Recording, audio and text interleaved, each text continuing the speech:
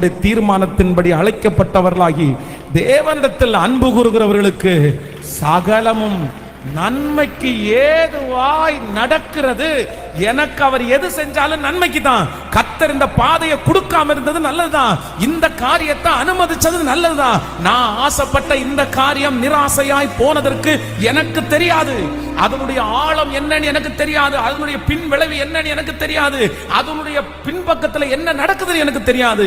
ஆனா என்ன படைச்சவருக்கு, நான் பரிசுத்தமாய் வாழ்வதற்கு ஒப்பு கொடுத்தவருக்கு, என்னுடைய உத்தமத்தை பார்க்கிற கர்த்தருக்கு, என்னுடைய நீதியை பார்த்த கர்த்தருக்கு, நான் போகும் வழியை அவர் அறிவார் என்று முதல் நாளிலே பேசினது போல அவருக்கு தெரியும். அவருக்கு தெரியும். பிள்ளைகளை நீங்க ஏற்றுக்கொள்ளணும். நீங்க ஏற்றுக்கொள்ளணும். ஏன் ஏற்றுக்கொள்ளணும் அப்படின்னு சொன்னா, எதுக்கு ஏற்றுக்கொள்ளணும் அப்படின்னா, நான் இந்த பாதையை நான் ஏற்றுக்கொள்றேன்.